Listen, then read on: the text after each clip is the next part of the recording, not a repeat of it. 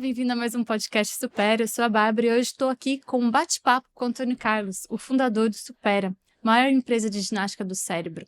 E hoje o objetivo é falar com um homem por trás do empreendedor. Tudo bem? Me conta um pouco, para quem não sabe, o Antônio Carlos ele é meu pai também. Então, como a ideia é falar com o Antônio Carlos pessoa e não empresário empreendedor, eu peço licença para chamá-lo de pai. Pai, vamos contar aí para todo mundo um pouco da sua história, onde você nasceu, Bom, como é que primeiro é? já deu para entender que eu fiz uma bela filha, né? O Supera é uma bela empresa, mas também uma bela família, né? Isso é muito bom. Diga, o que você quer saber? Pai, conta um pouquinho onde você nasceu, que todo mundo acha que é em São José dos Campos. Não, eu nasci em Porto Feliz, uma cidadezinha do interior, perto de São Paulo, 50 mil habitantes, e a minha infância foi toda lá. Fui criado na rua, brincando, quintal, fruta, aprontava demais. Nossa, eu aprontei demais. Eu adoro voltar para lá e encontrar os amigos da minha mãe, do meu pai, e eles me contam histórias que eu não me lembro, mas que eu morro de rir porque eu aprontava demais. Eu me lembro uma vez que eu aprontei tanto que não adiantava bater nem castigo mais. Aí meu pai fez uma coisa muito doida comigo. Emprestou uma saia de uma prima, me colocou uma saia sem cueca para eu não poder correr e fez eu sair da minha casa até o consultório dele, que eram 5 quarteirões de casa. E o detalhe é que no consultório dele, meu pai era dentista, seu avô, né? Tinha um corredor que parecia um corredor polonês, onde ficavam os clientes sentados nas cadeiras dos dois lados. E eu vivia brincando naquele corredor e passava no meio dos clientes. Todos me conheciam. Nesse dia eu tinha que passar de saia. Foi difícil. Nossa, você conta muito essa história. E, bom, vamos contar para o pessoal saber. Você é o filho primogênito, então Sim, a minha avó, ela é professora, meu avô dentista, e aí nasceu meu pai. Depois vieram mais 3 meninas, né? isso, sou Então mais velho. é o único homem mais velho da família. Sim, E como ele falou, lá em Porto Feliz, o apelido dele era Espalha Brasa. De fato, gente, eu ele aprontava realmente era muito. um... Teve uma época que eu tinha um kartzinho, um carrinho de pedal, e eu vivia brincando na calçada. Era uma descida, eu descia e subia aquela calçada. E uma vez meu pai trouxe uma buzina e me deu uma buzina. Eu amei aquela buzina, porque eu dava uma buzinada só, não saía da frente e entrava no pé. O que eu atropelei de velho e velha naquela calçada não estava escrito, viu? Olha, eu vou te falar, muito bom você contar dessa história, pai, porque essa sua atitude de querer fazer algo e continuar fazendo é um pouco da sua vida do empreendedor. Por exemplo, você sempre me contou a história de quando você era criança, você não estava nem aí. Se você era filho de um dentista, filho de uma professora, você resolveu vender fruta. Isso é verdade. Essa veia empreendedora, ela começou muito cedo. Acho que lá por volta dos 6 anos, mais ou menos. Meu primeiro produto era vender fruta do conde, porque no quintal da casa da minha avó tinha 3 pés de fruta do conde e eu ficava lá, só olhando a fruta do conde amadurecer. Quando ela estava no ponto, eu ia lá, apanhava, era uma fruta bonita, né? E um pouco rara, e era fácil vender. Aí eu saía vendendo na rua a fruta do conde. Então foi a minha primeira atitude empreendedora. Essa também é uma outra característica sua, que por sinal eu aprendi muito. Você tem um objetivo, você vai atrás e se vem alguma situação desagradável, uma situação que você não estava previsto, fora do controle, você sabe lidar muito bem com isso. Isso é uma coisa E que eu acho que eu fui desenvolvendo desde pequeno, né? Por essas passagens todas eu fui aprendendo a desenvolver uma inteligência emocional muito e forte. diante das adversidades conseguir conduzir de uma forma bem. E você sempre na. Bom, quando você me educou, você sempre trazia uma história que eu achava muito legal. Quando você queria passar na SpaceX, Tá. que você ficava ali, tinha que estudar. Primeiro que você não queria tanto, mas você sabia que tinha que fazer. Então, isso foi quando eu resolvi, meu pai, né, queria que eu fosse militar e tal, e aí naquela época o ensino militar era um dos melhores que tinha no país. E aí ele me convenceu, não foi difícil me convencer porque eu queria também. A prestar o vestibular para o Exército, para fazer o ensino médio no Exército, né? E aí não tinha cursinho, não tinha nada. Eu fui em São Paulo, fui sozinho, peguei o ônibus, fui para São Paulo com 14 anos aí na época. E aí fiz inscrição num cursinho para vestibular por correspondência, o Mena Barreto. Aí todos os meses chegava um pacotinho pelo correio, um pacote de saco preto. Eu ia lá todos os meses retirar do correio, tinha que ir lá buscar. E aí vinha todas as apostilas que eu tinha que dar conta daquele mês. Então eu estudava de manhã, chegava da escola meio-dia e meia mais ou menos, às 2 começava a estudar e até às 5 tomava um cafezinho até às 8 horas da noite, inclusive aos sábados. E era muito difícil isso porque a minha janela dava para o campinho de futebol, que é onde eu vivia brincando e os meus amigos viviam jogando bola e empinando pipa. Então eu estava lá estudando e eles jogando bola e empinando pipa. Então eu olhava para aquilo, e aí tinha uma obra do lado da minha casa, que dava assim para minha janela, e eu via lá o pedreiro colocando tijolinho, fazendo uma massinha, conversando. Eu olhava para aquilo e falava: acho que eu vou ser pedreiro, vou parar de estudar. Esse negócio aqui é muito chato. Mas não durava 5 minutos, eu falava: não, é melhor estudar. E aí eu consegui, estudei 1 ano e pouco nesse ritmo, e aí passei. Não só, eu lembro que você sempre ensinou a gente até disciplina de estudo. Depois você passou, aí você decidiu, depois de formado, que você ia pro ITA. Essa é outra história, né? Tem uma história aí nisso aí, porque quando eu fui para o Exército, fazer o ensino médio no Exército, eu fui com um propósito. Vou fazer os 3 anos, só que no final do segundo eu vou tomar uma decisão se eu vou seguir a carreira militar ou não. Porque meu pai queria, mas isso não era uma opção minha ainda, né? E aí é engraçado, porque na escola militar tem muitos que já chegam ali com uma vocação definida que seguirão a carreira, mas muitos não. Então existia muita discussão e muita roda de conversa entre os alunos, daqueles que queriam ficar e daqueles que não queriam ficar. Então era muito rico essa discussão, era muito rica, né? E eu participei de muitas. E aí chegou mais ou menos no meio do segundo ano, eu tinha 17 anos. Eu começou a tocar uma sirene aqui, né? Tá chegando a hora da decisão, tá chegando o final do ano, vai chegar a hora da decisão. Aí um dia eu perdi a paciência e falei: quer saber, vou decidir hoje. Aí fui para a biblioteca, peguei uma folha em branco, que é um processo de decisão que eu tenho, que eu faço até hoje. Peguei uma folha em branco, dividi ao meio, coloquei vantagens e desvantagens. E fiquei lá umas 3 horas naquela biblioteca, refletindo sobre tudo, desde aquele momento até 40 anos na frente. Então, se eu for militar, eu não preciso, se eu ficar aqui, né? Não preciso fazer vestibular, não preciso fazer cursinho, não preciso fazer faculdade, não preciso procurar emprego, nunca vou ser mandado embora. Por outro lado, a minha esposa nunca vai poder trabalhar. Por outro lado, eu já sei exatamente quanto eu vou ganhar daqui 5, 10, 20, 30 anos. Então eu já sei o que eu vou poder ter ou não. E aí coloquei todos os fatores. Falei: bom, acho que esgotei. Acho que não tem mais nada para colocar nesse papel. Então deixa eu ler agora esse papel. Tá decidido. Eu fico aqui só se eu for doido. Joguei o papel no lixo e tomei minha decisão naquele instante que eu não ia seguir a carreira militar. Mas tem uma coisa interessante. Depois de muitos anos que eu fui entender exatamente o que estava por trás daquela decisão. O que aquela leitura daquele papel traduziu, que na época eu não tinha bem a consciência e que depois ela veio. Foi a palavra previsibilidade. Tudo ali mostrava que aquela carreira militar, era muito previsível. E eu não gosto disso. Eu gosto de criar, gosto de Emoção. inovar. Então eu gosto de emoção.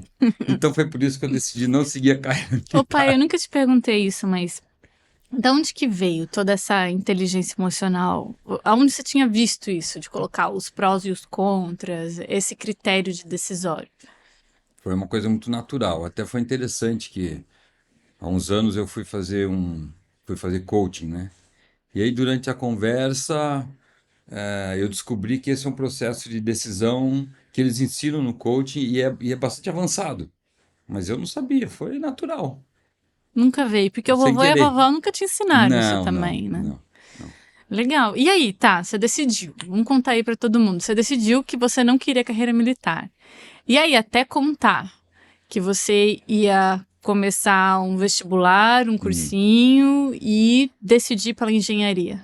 Como é que Não, foi? aí foi um processo. Primeiro foi uma briga muito grande lá em casa, né? Meu pai ficou um bom tempo sem falar É. comigo, uns 6 meses, porque não se conformava de eu não seguir a carreira militar. Naquela época, 1978, 77, ainda era a época da ditadura ainda e tal. Então os militares estavam muito por cima, digamos assim, né? Tinha muito status, muita segurança e tal. E depois foi o processo de decidir qual carreira seguir, né?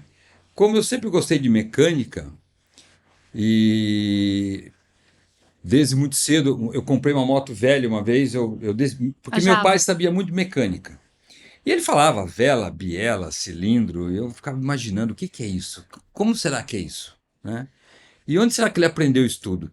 Aí lá, eu tinha acho que 16 anos, eu resolvi comprar uma moto velha para desmontar tudo e aprender o que era, entender.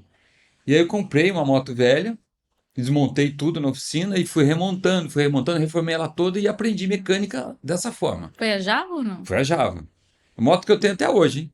É ela? Olha só. E aí, o que aconteceu? Foi um processo natural decidir pela engenharia, porque eu gostava muito de mecânica, dessas coisas assim, físicas, nessa estrutura, motor. Então, e voar, que eu sempre voei com meu pai, né? Comecei a voar desde os 5 anos com meu pai.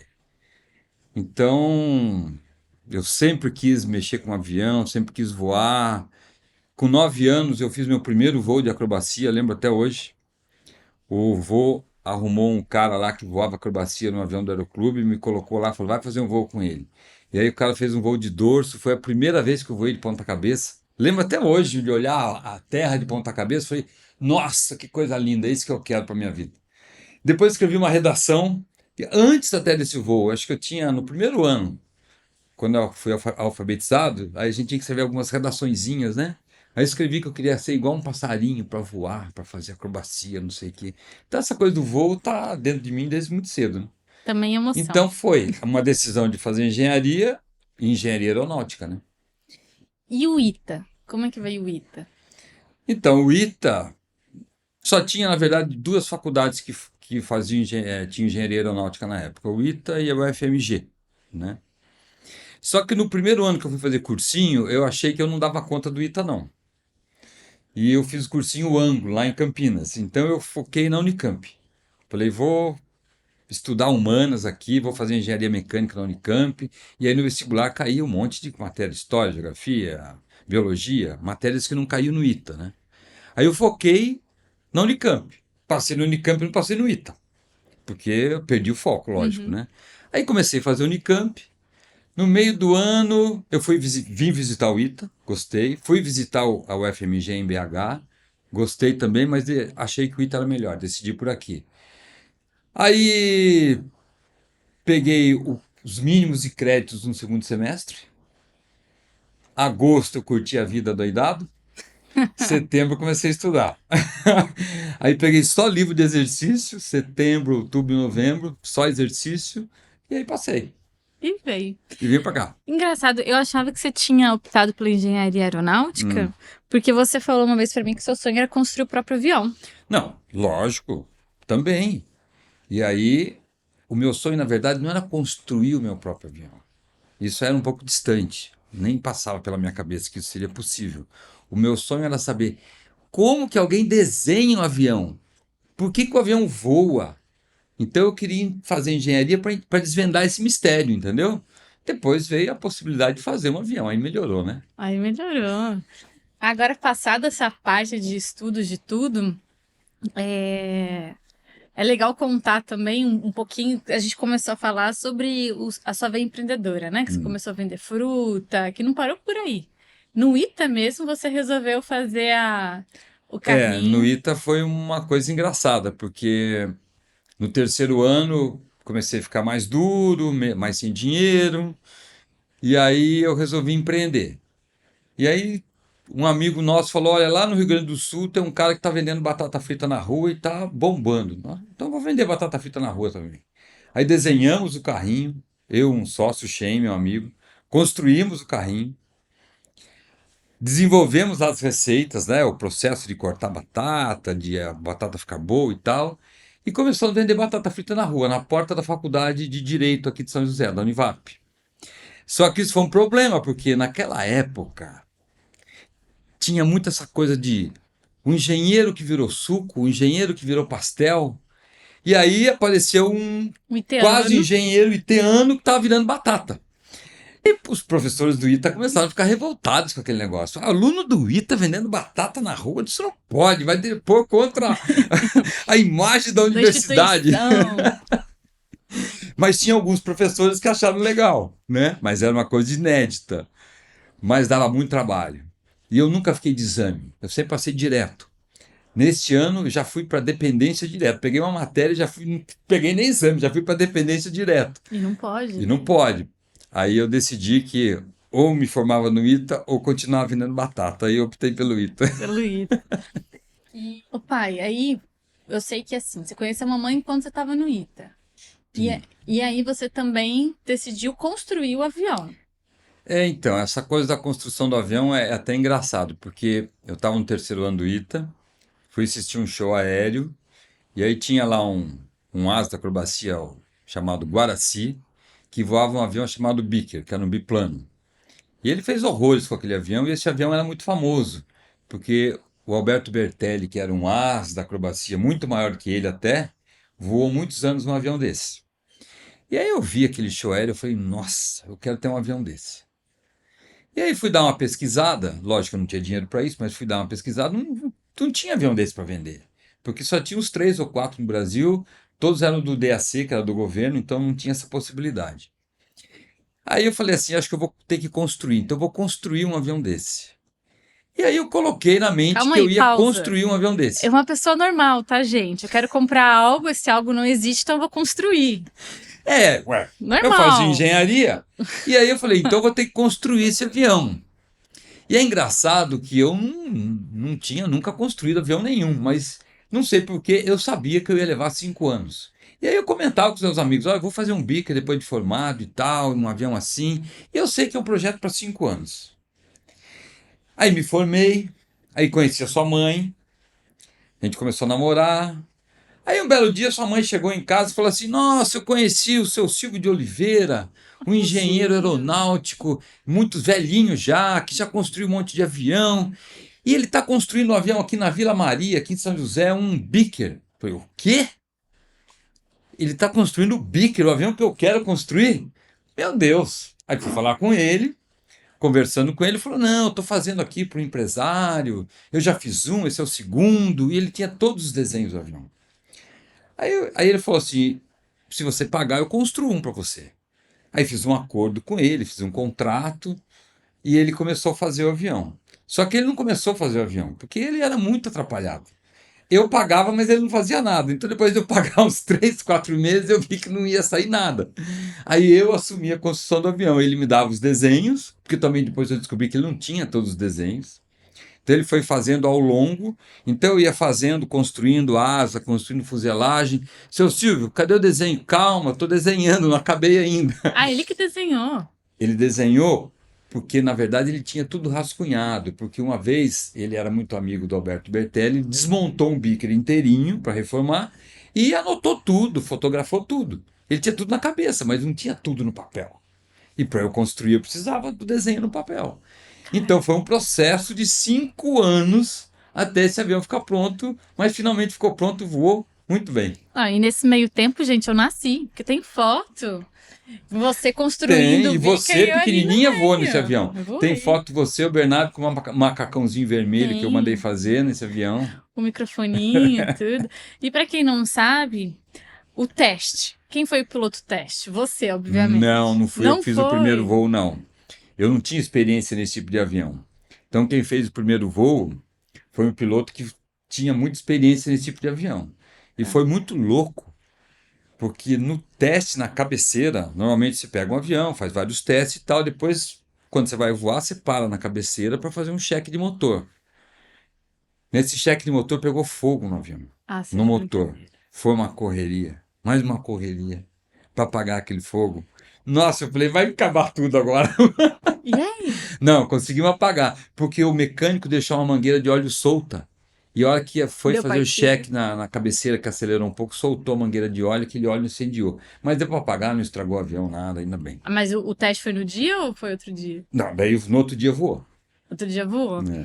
E, bom, aí, claro, depois ele começou a voar. E depois tem uma história, né? Ah, Você fazendo um voo comigo há uns anos atrás, num outro avião, num ah, pegou biplano. fogo também. Eu fui dar partida, depois de abastecer, o avião quente pegou fogo.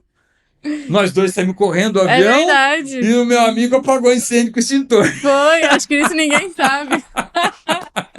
Também, gente, o avião ficou intacto, deu tudo certo e a gente voou depois. Mas não é comum pegar fogo, hein? Em mais de 40 anos que eu vou, só foram essas duas experiências. E uma delas eu E tava todas com junto, final olha feliz. só.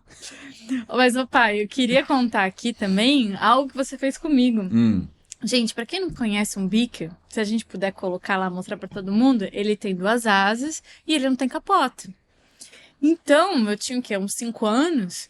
Meu pai me levava pra voar junto. E como ele falou, o Beaker ele faz acrobacia. E aí ele me colocava dentro do avião. Você lembra que você me contou isso? Lembro. Passava silver tape. Eu colocava você dentro do avião, amarrava o cinto, só que eu tinha medo que você, como criança, pusesse a mão e soltasse o cinto. Então eu amarrava com fita crepe todo o cinto para não ter perigo de você se soltar. E lá a gente Porque fazia voava. acrobacia, voava de ponta cabeça, né? Então, e lá a gente voava. E tem outra história interessante que, fazendo o link com a sua vida de empresário, é quando você me contou como você aprendeu a acrobacia. Então, a acrobacia foi o seguinte: tinha um avião acrobático no aeroclube, onde eu aprendi a voar, Lá em Itu. em Itu. Só que ninguém queria ensinar ninguém, né? Quem voava e fazia acrobacia, que era uma pessoa só, falava: não, eu faço, isso é muito difícil, então não ensino ninguém, isso é para poucos. E aí eu falava: mas eu quero aprender, e cada dia era uma desculpa. Hoje está chovendo, hoje está frio, hoje está vento. Aí eu falei: quer saber? Eu acho que eu sei mais ou menos como é que é isso. Subia lá em cima e comecei a aprender sozinho. E tudo que eu aprendi foi sozinho. Nossa, gente, isso é Depois de muito aprender o legal. básico, looping, tunou e tal, depois eu comprei um livro, daí eu estudava, subia e fazia. Não teve um cara que fez uma acrobacia com você? Uma manobra só? A primeira manobra fez. Na primeira não, foi na segunda manobra. A primeira eu fiz sozinho, eu lembro até hoje, foi um looping. Aquela manobra que você faz assim, né? Então eu entendi mais ou menos como é que era, criei coragem, falei: é hoje. Subi, mergulhei, fiz o looping. Qual avião? E aí um PT-19.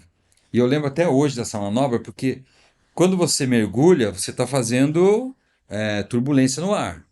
E aí o looping ficou tão perfeito que quando o looping fica perfeito, na hora que você recupera, você passa na sua própria turbulência. E o avião chacoalha. E aconteceu isso comigo no meu primeiro looping. O avião chacoalhou, eu falei: uau, Tô vivo?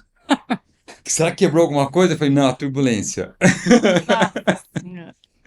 Não, e eu acho que essa é uma grande sacada, porque você tem um sonho, você vai atrás. Você não vê obstáculo. Você vê Isso é uma objetivo. característica minha, que sempre foi, né? Você vê Mas eu acho que foi tudo. muito pela educação do meu pai e da minha mãe, porque lá em casa nunca teve, assim, tinha uma disciplina danada, eu apanhei pra caramba, fiquei de castigo, até coloquei saia, tudo, né? Fiquei muito de castigo e tal, mas sempre com muita liberdade. Então não tinha isso, você não pode, isso é perigoso. Nossa, meu pai era literalmente doido. Para entender como ele era doido, eu tenho que contar uma história aqui que é emblemática. Como que eu aprendi a guiar Ah, automóvel? verdade. Nossa, essa daí é... Meu pai, ele ia voar, ele era dentista e voava no final de semana. Só que ele voava na cidade vizinha, 25 quilômetros. Então ele ia voar, me levava junto. Eu tinha 6 anos, eu comecei a ir com ele desde os 5, mas nessa época eu tinha 6. E ele gostava de beber depois. Então ele ficava lá com os amigos bebericando até meia-noite, 1 hora. E depois a gente tinha que voltar. Só que ele tinha muito sono. E quando batia o sono, ele dormia. Então o que ele fazia? Era um carmanguia que ele tinha. Ele me punha no colo, falava: Cacalo, meu apelido desde a infância, Cacalo. Cacalo, senta aqui no meu colo. Eu pequenininho, não alcançava nada no carro. E eu enxergava pelo vão da direção. Ele falava o seguinte: ó, segue aqui na estrada, estrada de asfalto, cruzando o carro. Poucos, mas alguns. Se achar que vai bater, joga pro barranco, porque é melhor a gente bater no barranco do que bater em outro carro. Ele punha o pé no acelerador e ia cochilando. E E eu ia você lá, lá. feliz da vida. Com 6 anos, cruzando o Aventura. carro no asfalto. Nunca bati. E esse treino dele, qualquer coisa, joga pro barranco, me salvou a vida 2 vezes depois em acidente de trânsito. Mas isso é história para outro dia. É, Mas olha só. Então eu fui criado com essa liberdade, né? De que pode sonhar, pode conquistar tudo que você quer. Então isso acho que moldou muito a minha personalidade. sem contar que, assim, ele apoiou muito seus sonhos, né? Ele sabendo que você gostava de Sim, voar, você fez 18 anos, você tirou o tirei brevet. brevet com 18 anos. Gostava de lancha, também permitia você ir lá na Sim, lancha. é. Ele foi. E a vovó também, né? A Ah, vovó e o a avó era vovô. maluca, porque tinha um muro gigante lá em casa, de 5 metros de altura. Ela deixava você E a andar. gente corria naquele muro para cima e para baixo, equilibrando. Se caísse, literalmente morria. Mas não tinha, eles não viam perigo. Era É, aquelas torres de televisão. eu Eu subi subia até o nela finalzinho também. e você subia. Hoje, eu não deixo meu neto subir, nossa. Hoje não pode nada, mas naquela época podia tudo. Nossa, E isso é uma vantagem que te moldou, né? Graças a Sim, Deus você tá vivo, que você pensar em tudo, não. Você fala que loucura. Mas aí vamos contar para todo mundo, né? Bom, que você, a sua vida toda, já deu para mostrar que você tem nato dentro de você todas as características de um empresário, de um empreendedor. E assim, eu sei que é meu pai, vou puxar sardinha, visionário. Mas vamos contar a trajetória pro Supera, né? Então, primeiro foi a fruta, o carrinho de batata. E aí? Você formou no ITA. então, mas é um pouquinho antes, né? Quando eu entrei no ITA, eu também sabia que eu teria que tomar uma decisão sobre a minha carreira. Então, no terceiro ano, eu já era piloto. E quando eu entrei no ITA, eu já era piloto. E tinha alguns pilotos, alguns alunos do ITA ali que se tornaram pilotos profissionais. Então, no terceiro ano do ITA, eu também tive que tomar uma decisão e fiz da mesma forma. Fui para uma biblioteca, peguei uma folha em branco e eu tinha que decidir entre 3 possibilidades dali para frente. Ou eu seguiria a carreira de engenheiro, uma carreira corporativa, ou eu seria piloto, ou seria empreendedor. E aí coloquei tudo no papel, olhei e falei, não, eu quero ser empreendedor. Eu amo voar, mas eu amo voar esse voo romântico da acrobacia. Eu não gosto desse voo profissional, com painel digital. Não gosto de viver em hotel, não gosto de viajar demais. Então, a minha, o que vai me trazer realização é a veia empreendedora, a carreira empreendedora. Então, no terceiro ano do ITA, eu já havia tomado essa decisão de ser empreendedor. E aí comecei já no meu processo de formação, já ler livros de empreendedorismo, já comecei a me direcionar para essa área, né? E quando eu me formei, eu não tinha capital para iniciar negócio nenhum e nem tinha negócio nenhum na cabeça ainda. Mas eu procurei um emprego que pagasse o maior salário. Não me importava o que era o maior salário, porque eu queria acumular o maior capital no menor tempo possível para abrir minha empresa.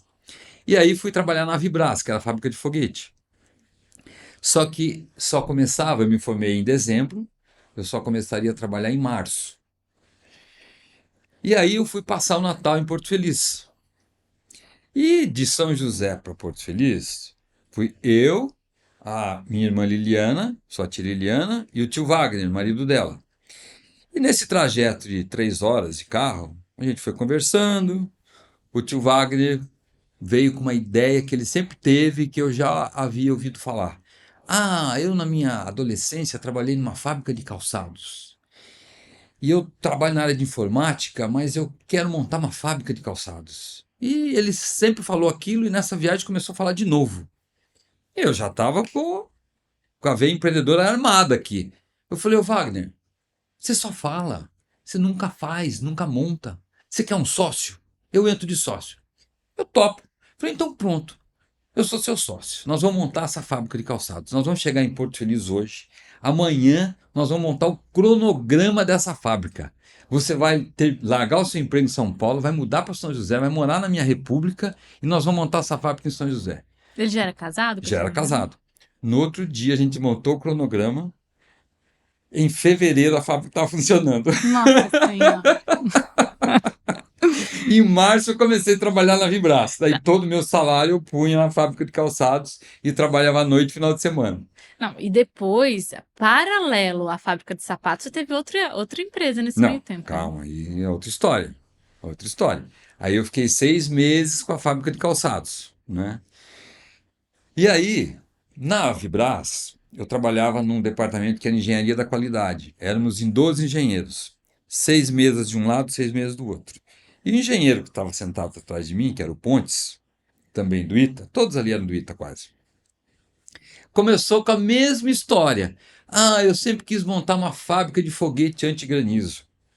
E ele já até havia mexido um pouco com essa história de foguete antigranizo lá na minha república com o Valtinho, que morava comigo, um amigo meu.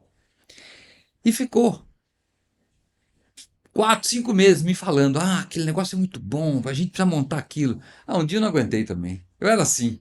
Virei para trás e falei: ô Pontes, vamos montar então essa fábrica? Você quer montar essa fábrica? Ele falou: eu quero. Eu falei: então é o seguinte, vou ligar pro Walter, porque eu também não tinha dinheiro. O Walter tinha dinheiro.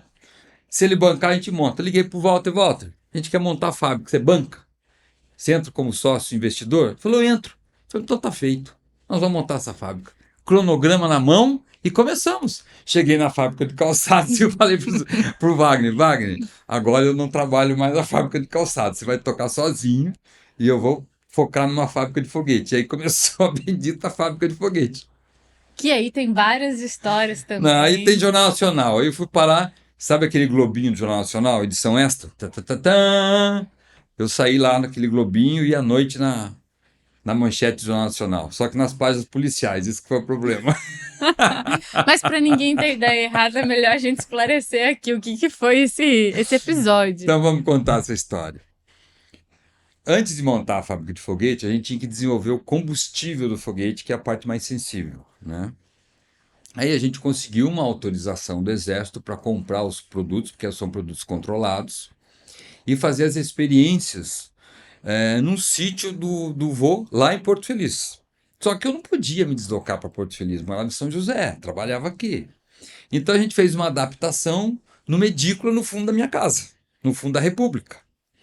E tinha um funcionário que ficava ali durante o dia fazendo as manipulações para a gente fazer os testes, né? E depois de alguns meses, numa dessas manipulações, ignitou um dos foguetinhos, ele acendeu. E a gente tinha dado todo um treinamento para ele. Se acender, sai correndo.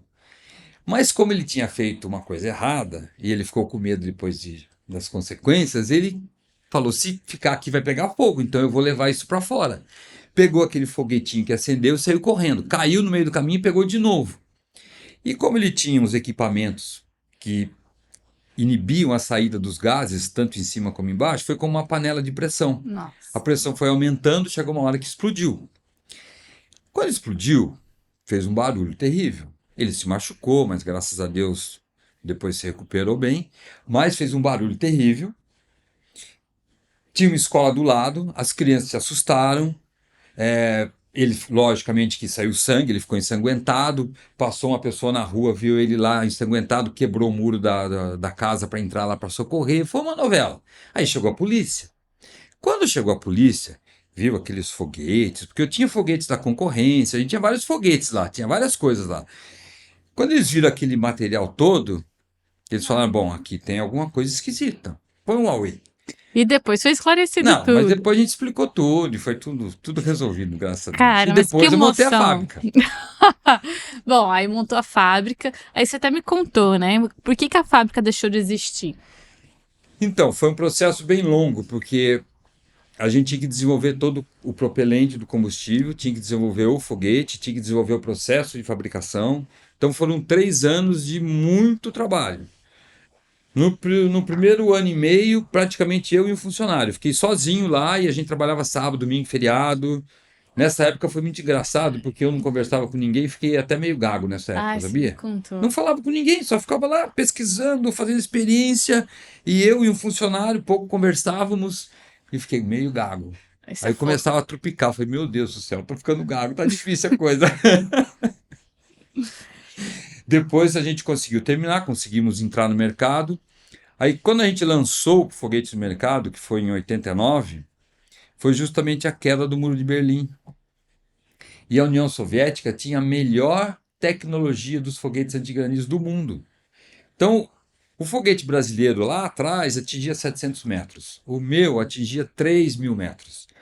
O dos russos, 12.000 metros. Mas Eles tinham radares específicos para detectar onde estava o granizo e bombardear as nuvens. Então a gente teve como concorrer. Aí a gente fechou a fábrica.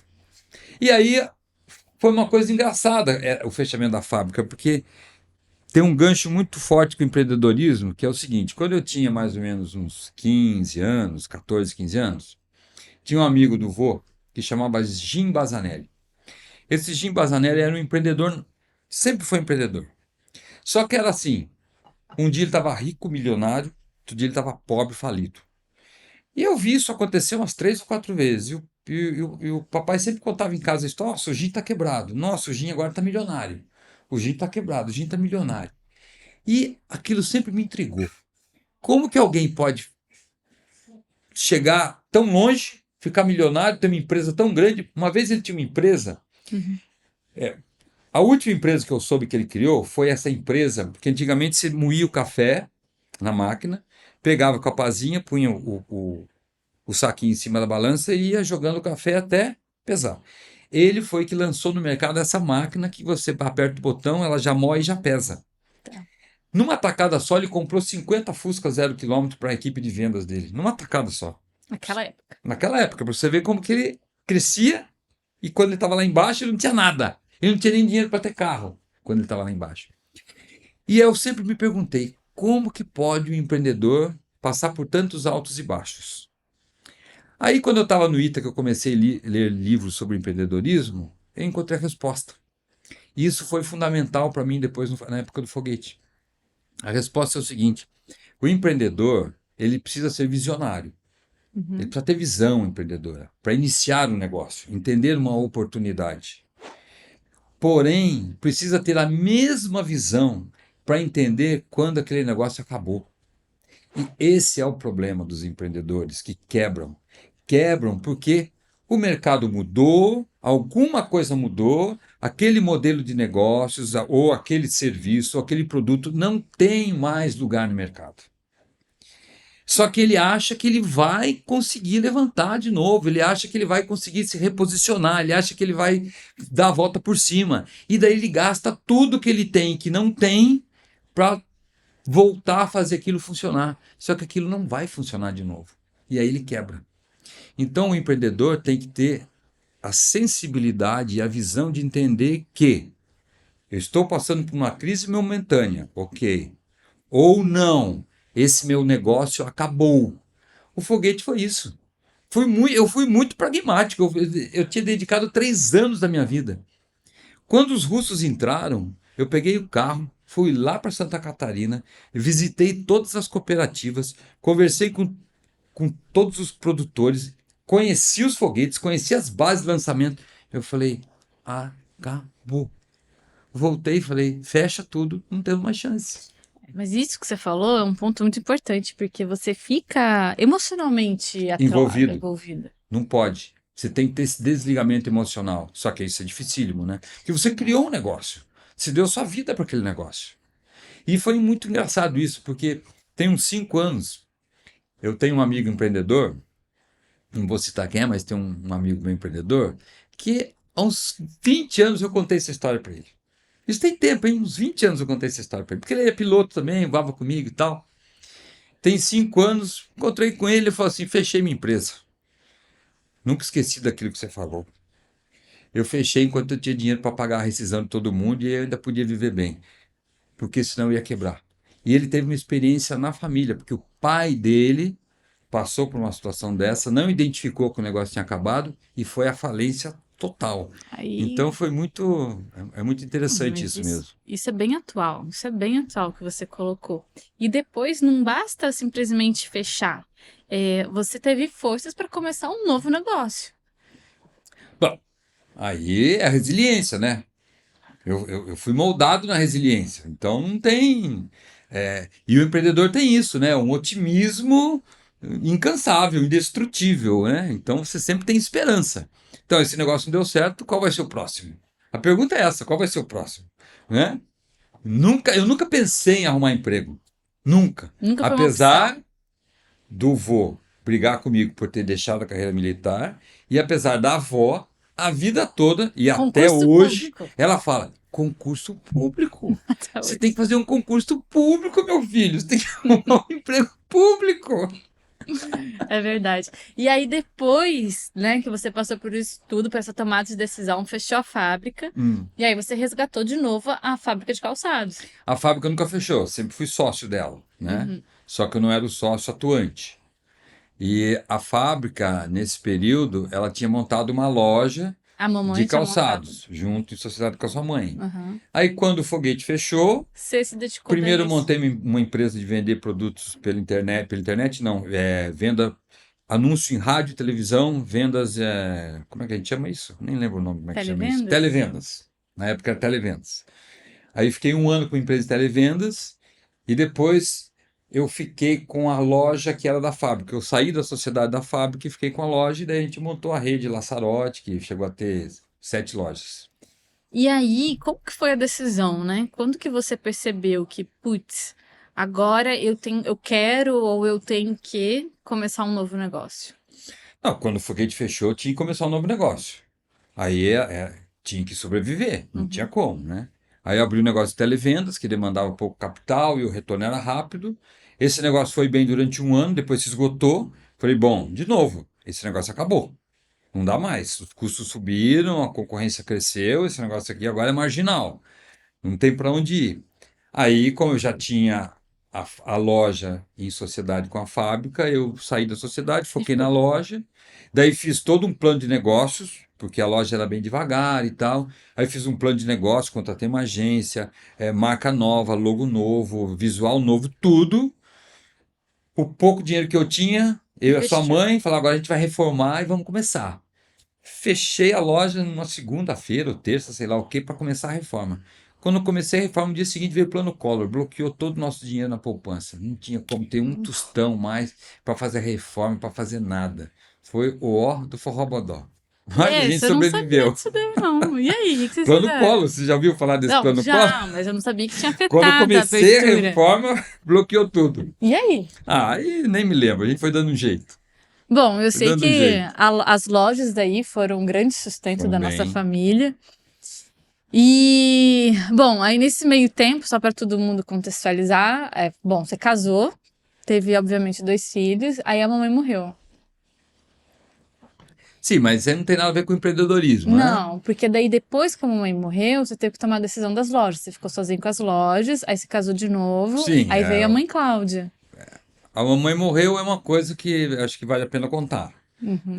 Ela era pilota, era uma das únicas mulheres no país que fazia acrobacia e participava de campeonatos aéreos junto comigo. Então a gente participava junto. A gente pilotava o avião que eu construí, o O Beaker. Baker.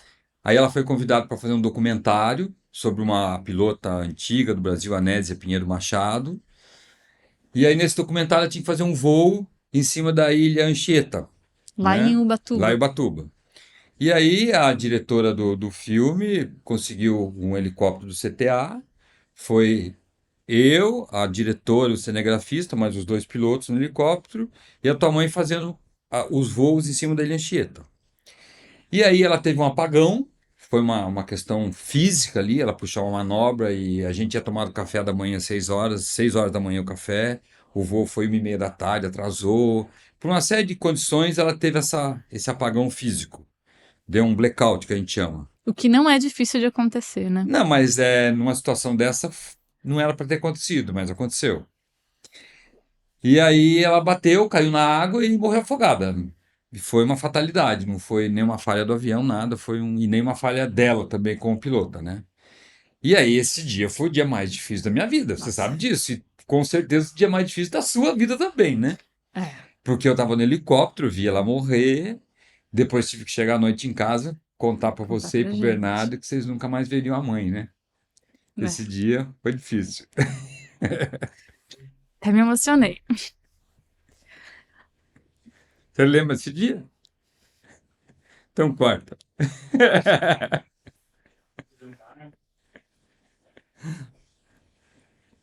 Uf.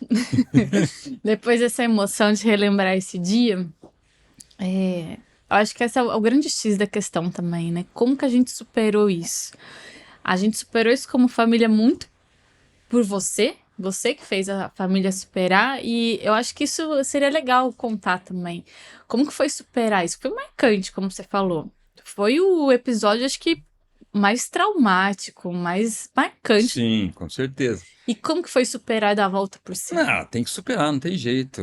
É inteligência emocional, né? Eu acho que como eu já tinha uma certa facilidade para transitar com essas dores, com esses desafios, foi muito difícil. Eu chorei um mês, mas depois de um mês eu falei assim: não, eu tenho que casar de novo, senão eu não vou aguentar, não.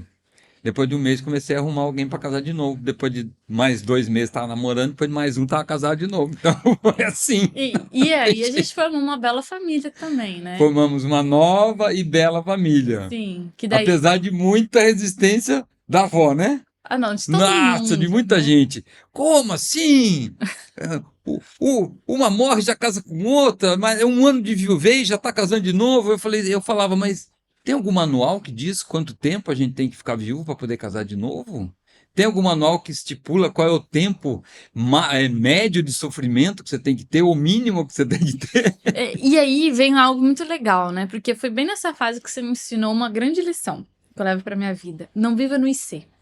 É, E eu lembro e eu tomo isso pra minha vida. Você sempre ensinou isso. Não viva no IC. Ah, e se não fosse assim? E se fosse assim? olhar o lado cheio do copo e vamos E bola embora pra e fazer o quê, frente. né? Eu sempre tive assim, eu sempre agradeci a Deus pela mulher maravilhosa que ele colocou na minha vida, que foi sua mãe, pelos anos que ele me permitiu viver ao lado dela. E depois foi embora. Mas eu nunca fiquei me lamentando que ela poderia ficar muito mais tempo ao meu lado. Uhum. Fazer o quê? E aí a gente começou a formar uma nova família. Aí eu ganhei um irmão e uma nova mãe. Porque ela me criou desde ali, o amor e o carinho, que é a minha mãe Cláudia, que eu falo pra todo mundo, e meu irmão Vinícius também, que ai de alguém falar que não é irmão. E aí, gente, o Supera, ele veio daí a partir dessa nova família. Foi mais ou menos com uma coincidência ali, né? Essa nova família, ainda ficamos alguns anos ainda Alguns com as anos, alguns lojas. anos. E aí era um processo que, assim, eu, enquanto empreendedor, eu tinha um sonho de criar algo inovador. Eu sempre tive essa vontade. Uhum. Porque eu estava no ramo do varejo, uma rede de lojas de varejo. Comprar e vender tem seu desafio, tem sua graça, tem muita publicidade, muito marketing. Mas eu queria criar algo inovador. Eu sempre tive essa vontade. E eu lembro que eu tinha pilhas de pequenas empresas, grandes negócios, que eu ficava estudando. Qual ideia? Que negócio que eu vou montar? E nunca vinha essa ideia, né? Mas, em algum momento, eu fiquei com a questão da educação na minha cabeça. Eu achei que era uma área que fazia muito sentido investir, porque ajudava a transformar vidas. Todo país que quer se transformar num país desenvolvido, ele tem que estar calcado na educação, e a nossa educação era muito ruim, continua ainda, né? Mas, por diversas razões, a área de educação ficou aqui latente, mas eu não consegui achar nenhum negócio na área de educação que me identificasse. E aí fiquei uns 3, 4 anos, acho que até uns 5, pensando Uhum. nessas coisas, não encontrei saída nenhuma, deixei isso meio de lado. Até que o Vinícius, né, o meu filho mais Caçulinha. novo, caçulinha, tinha ali por volta dos 9 anos, começou a apresentar problema na escola, né? Desafios. Desafios. Ele não conseguia estudar, não conseguia fazer tarefa, tinha dificuldade para prestar atenção na sala de aula. E aí eu comecei a buscar o que poderia ajudá-lo, né? Então, foi aula particular, disciplina mais rígida, ambiente mais propício para estudo, escrivaninha, aquela coisa toda, Psicopedagoga. psicopedagoga. Nada estava surtindo muito efeito. Comecei a procurar o que podia ajudar. Nesse processo, conheci o ábaco. Falei, mas caramba, o que é esse ábaco, né? Alguém me falou do ábaco, que é esse instrumento de cálculo milenar, né? Muito usado nos países orientais. Aí eu fui atrás de entender onde que pode ter aula de ábaco. Não tinha. Aí eu descobri que tinha uma associação no Brasil que tinha 8 professores, quase todos eles japoneses, que faziam parte de uma colônia, de uma associação, que ministravam aula para manter essa questão cultural do Japão viva. E eles chamam de Soroban o ábaco. E aí tinha Aí eu fui conversar com os Esse professores. foi lá em São Aí Paulo. fui em Suzano conversar com uma professora, fui em São Paulo conversar com outra, Caio Neco, que acabou de falecer, fui conversar com alguns outros, e aí fiquei encantado com o negócio, porque o relato de transformação de vida que eles me deram era assim, um aluno que a Ioneco teve, que teve problema no parto, que era assim, um repetente contumaz. Ele passava um ano, repetia o outro. Passava um ano, repetia o outro. Depois que fez 2 anos de ábaco com ela, nunca mais repetiu de ano. A outra professora me trouxe um outro caso de uma aluna que era muito boa, inteligente, e fez o ábaco, passou na USP Medicina sem fazer cursinho. Então eu colhi vários relatos que me convenceram da transformação de vida que esse ábaco era na vida das pessoas. Falei, bom, então isso aí é a solução para o meu filho. E aí, foi assim, numa dessas conversas com esses professores, deu um estalo. Em Negócio. 1 minuto eu falei, caramba, se é a solução para o meu filho, isso aqui pode ser o negócio que eu estou procurando há tantos anos. E aí dali, eu já não me desliguei mais do ábaco. Fui para casa, comecei a estudar, fiz um plano de negócios e arrumei um sócio investidor e aí foi. E Aí nasceu o Supera. aí Foi você 1 ano e meio de pesquisa, fiz pesquisa de mercado, porque tinha muitos riscos envolvidos. Era um negócio completamente inovador. Você começou quando? 2004, 2005? Não, esse starter foi em 2004. Uhum. A primeira escola começou aqui na nossa escola 2006. piloto em fevereiro de 2006, que começaram as aulas. Então, né? 2004 você conheceu o ábaco, aí você começou a estudar e foi 1 ano e meio Fiz um plano de estudando. negócios, entendi que existia um mercado, mas tinha um grande risco, porque a gente estava começando uma era muito mais tecnológica. E eu ia apresentar uma solução completamente lúdica, E do milenar, passado, né? milenar. Então, existia assim, um risco de rejeição por parte dos alunos. Né? Isso estava mapeado no meu plano de negócios. Aí eu fiz focus group, reuni uma turma, apresentei algumas coisas. Eu fiz um trabalho direitinho, porque diferente daquele meu início empreendedor, onde alguém falava, vamos montar uma fábrica de calçados, eu montava, vamos montar uma fábrica de foguete, eu montava. Nessa época eu já era um outro empreendedor, eu já era um empreendedor mais maduro. Ah, aqui tem um negócio? Então, peraí, eu já sei que é difícil, já sei que não é fácil, leva tempo e leva recurso, né? Muito mais recursos do que a gente imagina, né? Então, lembro que eu sempre cito o Jacques Welch, né, naquele livro Paixão por Vencer. Ele fala que todo novo negócio você vai investir muito mais tempo, muito mais dinheiro e muito mais energia do que você planejou e do que o seu bom senso recomenda. Então eu já sabia que ia ser difícil, né? Então aí eu fiz um plano de negócios e estudei direitinho esse mercado até tomar a decisão de que não, isso vai acontecer, eu vou arriscar e vou fazer. E mesmo assim, por mais que você tenha se planejado 1 ano e meio, feito toda a lição de casa devida, né? O ideal. Teve desafios, não teve? Desafios gigantescos, né? Mas quando eu casei com a tua mãe, eu adquiri a coisa mais preciosa na minha vida, que é a fé. Então eu creio em Deus. E Deus para mim sempre esteve no comando. Então eu sempre coloquei na mão de Deus e relaxei. Então é assim, fiz um cronograma. Eu lembro até hoje mais ou menos das datas, né? Tinha assim, até julho eu tenho que arrumar um sócio investidor, 2005. Em novembro, outubro, novembro, eu tenho que contratar o primeiro educador para aprender o ábaco e a desenvolver a metodologia comigo. Em dezembro, eu tenho que alugar o ponto. Em janeiro, eu reformo, em fevereiro, começo as aulas. E foi tudo direitinho. Em julho, eu consegui o sócio investidor. Final de outubro, eu contratei a primeira educadora. Só que aí o seguinte, eu falei para ela, olha, para aprender o ábaco e tal. Aí a professora aqui de Suzano falou, não, eu ensino sua educadora. Era a Anete, uma amiga da sua mãe. A Anete foi 3 vezes para Suzano. No terceiro dia ela voltou e falou assim, isso aqui é para doido, eu Não quero peço minha mais. conta, pediu demissão. E aí? E aí, eu falei, e agora? Aí coloquei anúncio no jornal. Contrato educadora na época eu achava que tinha que ser professor de matemática. Contrato educadora de matemática. Apareceram várias no processo de entrevista, entrevistando uma, duas, três, lá pela quarta, quinta me aparece a Neide na frente. A Neide falou, o que é para fazer? Eu falei, não, é para fazer o ábaco, eu quero montar uma escola assim. Nossa, mas eu conheço o ábaco, meus filhos estudaram lá em Bastos, lá tem uma professora de ábaco, eu sempre gostei disso, sempre quis mexer com isso. Eu falei, então tá contratada. Foi a primeira grande contratação de Supera, né? Porque a outra nem contou, só ficaram 3 dias, né? E aí eu e a Neide começamos a... Aí a Neide falou, eu falei, Neide, você tem que então aprender lá em Suzano. A Neide foi, começou a aprender e tal. Aí eu consegui o material didático da associação, porque a associação me deu apoio. Aí me deram um material didático japonês, tudo que veio do Japão. Aí o desafio era transformar essa metodologia numa metodologia palatável para o brasileiro, né? A gente tinha que tropicalizar, né? Ocidentalizar essa prática, né? Aí a gente foi contratando mais gente e a equipe foi trabalhando, foi trabalhando. Aí chegou, conseguiu o ponto. Nossa, o ponto foi uma novela. A escola foi uma novela. Não conseguia aqui, não conseguia ali. Nossa, foi difícil.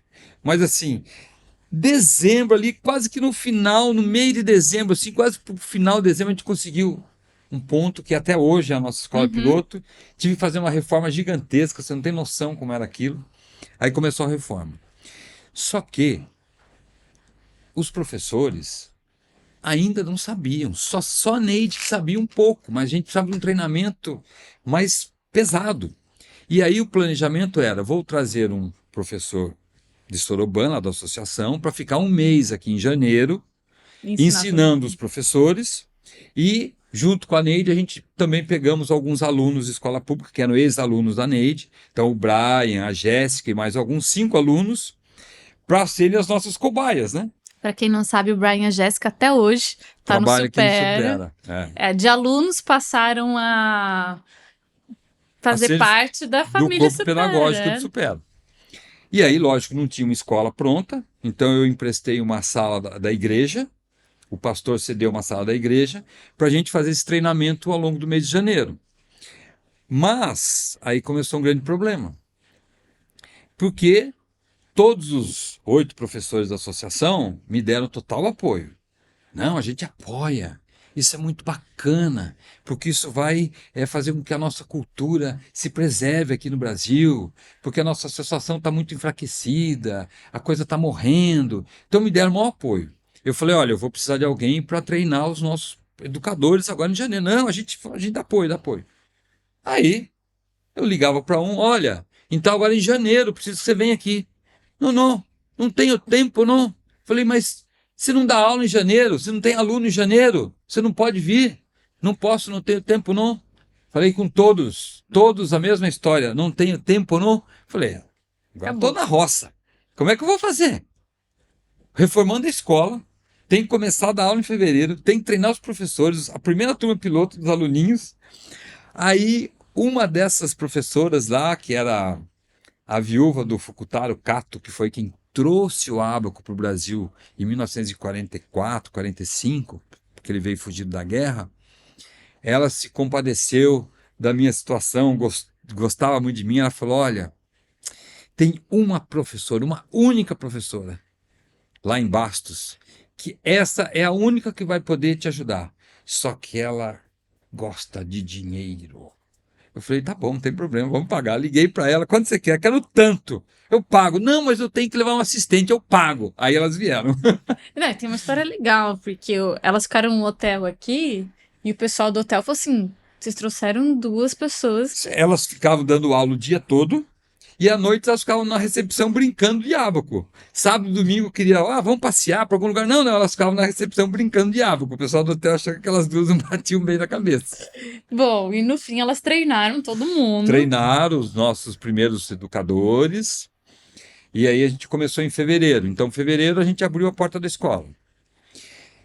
E aí é engraçado que a gente não sabia se a gente ia ter aluno, né? E é interessante falar que o início era o ábaco a principal Era ferramenta. só o ábaco, era só o ábaco. Principal e única ferramenta. E única, no começo. Depois que eu fui trazendo as novas ferramentas, eu fui entendendo quais eram todas as habilidades que eu achava que precisavam ser desenvolvidas, e eu trazia para os educadores, olha, a gente precisa desenvolver tal habilidade, eu acho que esse exercício resolve, vamos criar as apostilas nessa linha. Então eu ia trazendo as minhas ideias e eles iam criando o material didático, e aí foram surgindo as outras ferramentas, né? Mas é engraçado que no começo a gente não sabia se ia ter aluno, Sim. né? E aí, caramba.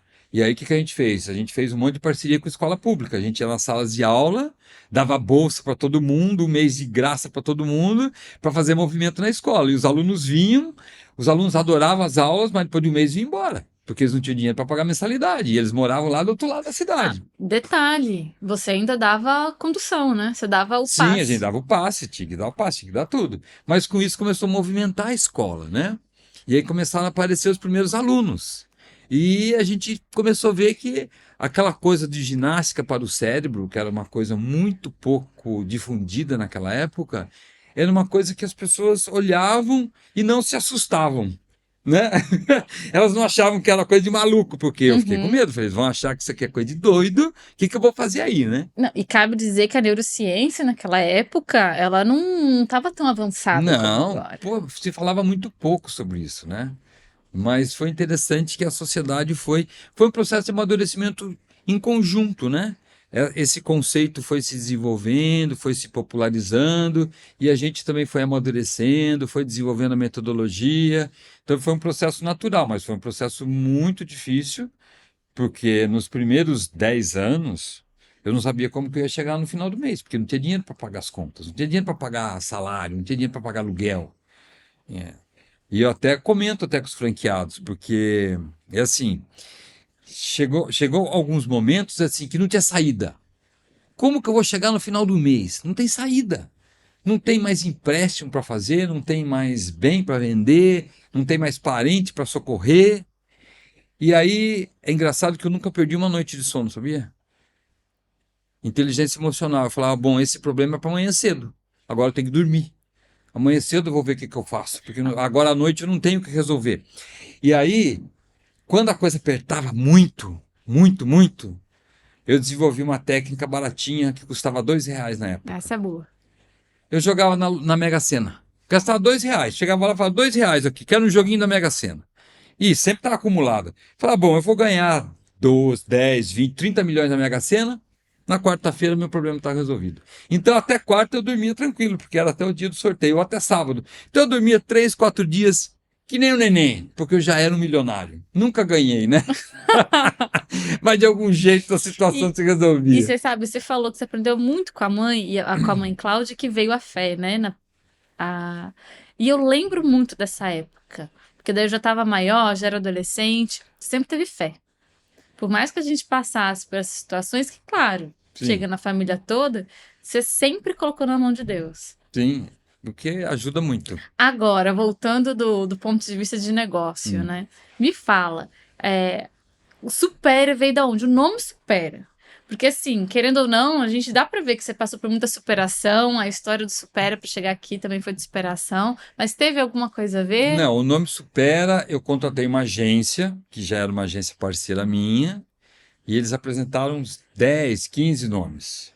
A maioria deles em inglês. E aí a gente foi eliminando, eliminando, eliminando. Aí a gente ficou com Supera. No fim apareceu Supera, a gente se apaixonou por esse nome, me apaixonei por esse nome. O processo de decisão das cores foi assim, tinha algumas sugestões, mas a gente ia para cá, para lá, nossa. No fim, achamos uma cor que fazia sentido, que comunicava o que a gente queria, né? E que expressa realmente aquilo. E tem a tagline, ginástica para o cérebro. Porque o Super em si não explicava o que era.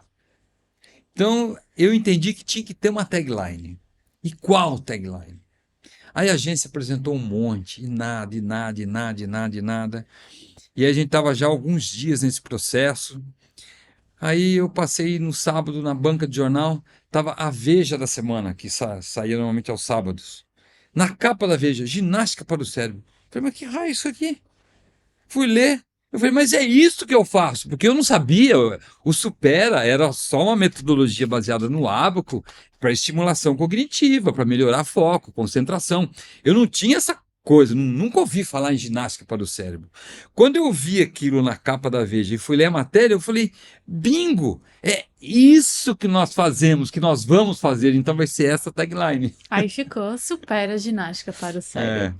Bom, pai, você acabou de contar agora a abertura da primeira unidade Supera, que a gente tem ela até hoje, né? E como é que foi o processo para a primeira franquia? Então, primeiro a gente tem que dar um passinho para trás, né? Por que que eu decidi pelo Franquear. sistema de franchising, né? Eu mapeei no plano de negócios isso. Porque eu entendi que o negócio era muito inovador, muito arriscado, mas muito inovador, e que se desse certo, fatalmente eu seria copiado. E para manter a liderança, eu tinha que crescer rápido. E para crescer rápido, o sistema de franchising era a melhor solução. Porque se eu fosse crescer com unidades próprias, com pouco capital, ia demandar muito tempo, eu ia ficar vulnerável à concorrência, poderia perder a liderança de mercado. Então, desde o início do plano de negócio, estava mapeado que a partir do segundo ano a gente ia começar com o sistema de franchising, né? E aí eu contratei alguém que entendia bastante de franchising, daí a gente se filiou à BF, começamos a fazer os primeiros manuais, mas já tinha uma unidade funcionando, né? Não tinha nem contrato. E aí, no segundo ano, a gente já começou a expandir, já apareceram outros candidatos, as pessoas apareciam, a gente não tinha campanha, não tinha nada, as pessoas descobriam a gente e vinham. Ah, esse negócio inovador, eu quero montar. E apareceu cada coisa maluca que você não tem nem ideia, né? Mas assim, foi muito rico, foi muito bacana. A gente começou com um modelinho, que era micro franquia, depois a gente entendeu que não ia funcionar. Logo no final do segundo ano a gente já mudou para o modelo atual, então a gente passou por alguns ajustes e aí a gente foi desenvolvendo. Os primeiros manuais eu que escrevi todos os primeiros manuais eu que escrevi, passei madrugadas escrevendo. O primeiro contrato eu que escrevi ele inteirinho, tudo eu. Era eu e eu, porque no começo do novo negócio, você tem dois grandes problemas, né? Dois grandes desafios: escassez de recursos financeiros e E escassez de humanos. recursos humanos. Você não tem, né? Hoje a gente tem uma equipe maravilhosa, mas a gente levou 17 anos para chegar lá, né? No começo era muito difícil, muito. E, ô pai, conta também um pouquinho sobre o perfil, né? Como você falou, no início você pegou todos os alunos das escolas públicas. Claro, eu, Bernardo e Vinícius também fomos Uhum. aqueles alunos ali que fizeram todo o teste e tudo mais. Tem até uma história legal, que você fala quando que foi a prova de teste, né? Quando você foi perguntar pro Vini. Nossa, isso foi mesmo interessante, porque vocês foram também os primeiros alunos, né? Junto com os alunos de escolas públicas. Depois de 6 meses, eu falei assim, puxa, o Vinícius, que era o caçulinha, era o mais, né, arredio tecnológico, assim, o mais que não gostava de estudar, né? Então a chance dele gostar era muito menor, né? Eu falei, puxa, e esse dia eu fiquei, foi tenso. Falei, Vinícius, agora você fala a verdade pro seu pai aqui. O que que você tá achando do método das aulas? Você tá gostando? A verdade, pai? Eu falei, lógico que é verdade. Já preparei Nossa, meu por coração para dentro ouvir. Esse de troço é um achar. saco. Ele falou assim, pai, é uma delícia, é um barato esse negócio. Eu falei, Nossa. nossa, E depois que também. beleza. Graças a Deus. E depois você falou também uma vez a história de uma moça que o pai estava acompanhando ela, ela tinha um sonho de passar no vestibular. Foi muito forte para a gente também, foi a Giovana, porque foi o primeiro resultado real da metodologia. Ali que a gente teve certeza de que estávamos no caminho certo e que tínhamos algo realmente transformador. Ela foi uma das primeiras alunas, acho que ele veio lá por maio, mais ou menos, que ele fez a matrícula dela. Abril ou maio, a gente começou em fevereiro. Uhum. E ela queria estudar no ITA, Giovana. Eles moravam no Rio Grande do Sul na época, ele era um coronel da Força Aérea já na reserva. Aí ele pesquisou qual o melhor cursinho do país para o ITA, descobriu que era o Poliedro, mudou com ela aqui para São José dos Campos. Aí ela fez um ano de cursinho e fez o segundo ano, estava no terceiro ano de cursinho. Passava na Unicamp, passava na USP, mas não passava no bendito ITA, que era o sonho da vida dela. Aí ele passou, ele depois me relatando, né? Eu passei aqui em frente à sua escola, vi lá ginástica para o cérebro. Eu falei, acho que é isso que a minha filha está precisando. Aí entrei aqui, gostei e matriculei minha filha. eu dei 4 meses para você, ele me falou. Primeiro mês minha filha estava igual, no segundo mês minha filha estava mais ou menos igual, no terceiro mês começou a mudança, no quarto mês minha filha era outra. Eu falei assim, mas como assim? Ele falou, minha filha era outra no quarto mês. E eu fico aqui, porque ele levava ela para aula e ficava na recepção às 2 horas esperando.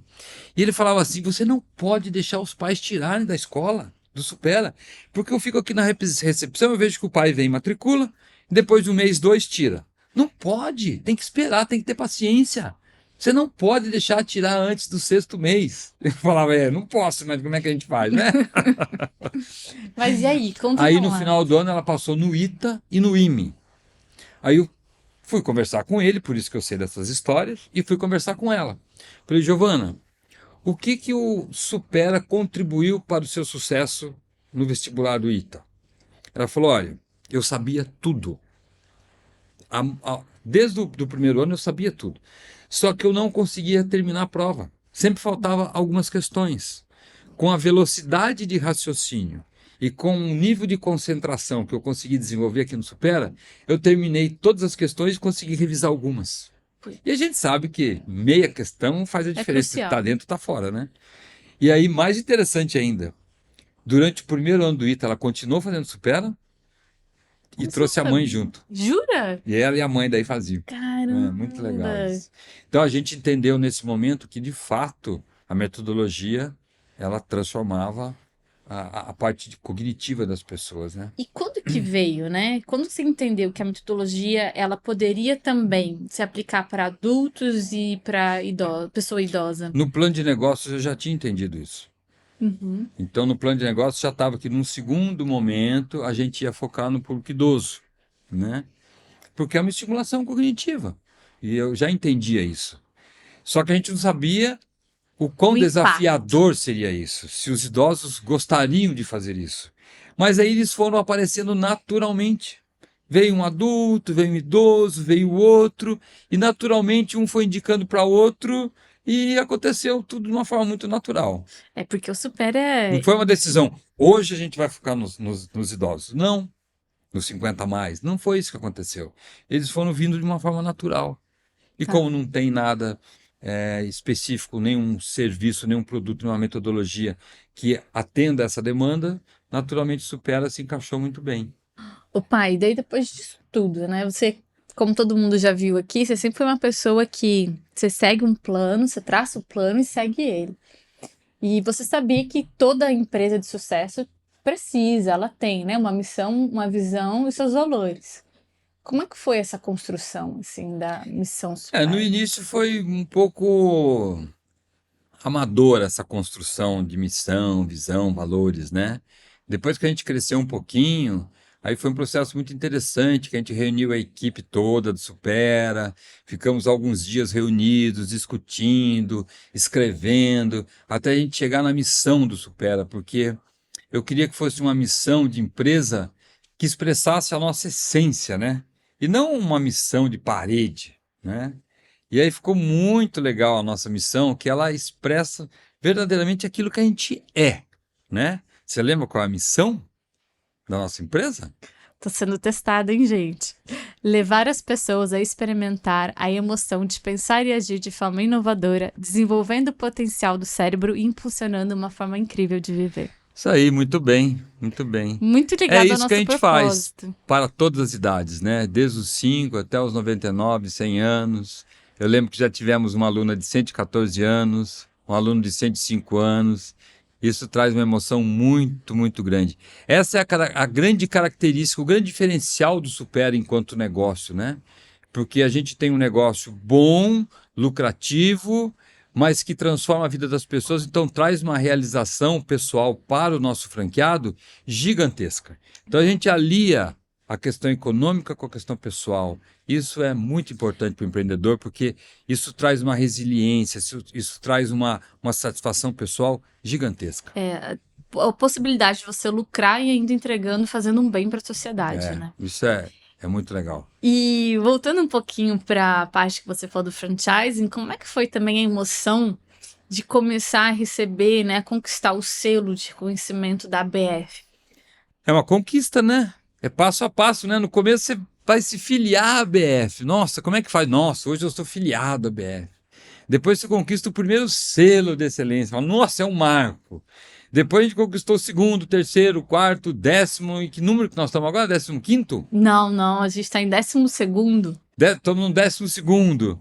E depois conquistar o selo de franquia mega, né? Que tem mais de 15 anos de operação, com mais de 200 franquias funcionando, presentes em todo o território nacional. Então são marcas que a gente vai conquistando, mas assim, eu fico muito feliz, mas eu não olho para trás com esse olhar assim de, nossa, tudo que eu conquistei. Eu gosto de olhar para frente. Bom, então Se a gente ficar olhando muito para trás por tudo que a gente já conquistou, a gente para um pouco. A gente tem que olhar para frente. Não, isso você tem razão. Qual que é o próximo objetivo? Qual que é o próximo alvo? E vamos crescer, vamos seguir em frente. Já que você falou que gosta de sempre olhar para frente, o que você vê para o Supera? Olha, por tudo que eu entendo de negócios e olhando as empresas que assim que passaram por gerações e gerações, eu tenho certeza absoluta que o Supera vai ser uma empresa centenária. E vai ser uma empresa que vai conquistar o mundo. Porque uma empresa que entrega o que a gente entrega, com a verdade que a gente trabalha, com a seriedade e com a nossa missão, é uma empresa que nasceu para ser centenária, que vai durar gerações e gerações. E essa responsabilidade agora é sua e dos teus irmãos, com toda certeza. Pai, agora, para aquelas pessoas que estão ouvindo a gente pela primeira vez, estão escutando o Supera pela primeira vez, que mensagem que você tem para essa pessoa que não conhece o Supera? Se você não conhece o Supera, não deixe de conhecer. O Supera é algo que vai transformar a sua vida. E qualquer idade que você esteja, dos 5 até os seus 99 anos, 100 anos, o Supera vai fazer muita diferença na sua vida.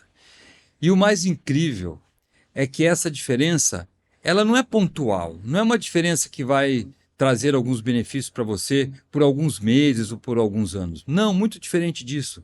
Os benefícios do Supera, foco, concentração, memória, raciocínio lógico, criatividade, autoestima, autoconfiança, são benefícios que vão permanecer com você por toda a sua jornada, por toda a sua vida. E vai te trazer benefícios na vida pessoal, na vida acadêmica, na vida profissional, em todas as áreas. Até nas suas áreas de esporte, se você pratica esporte, você também vai conseguir ter um melhor desempenho.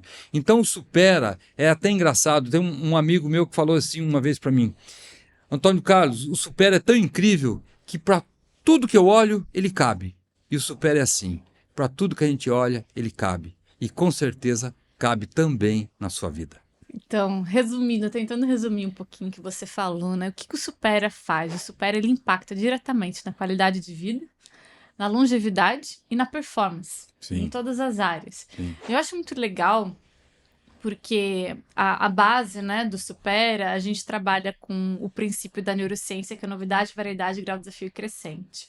E você trouxe muito isso pro mundo empresarial do Supera como empresa.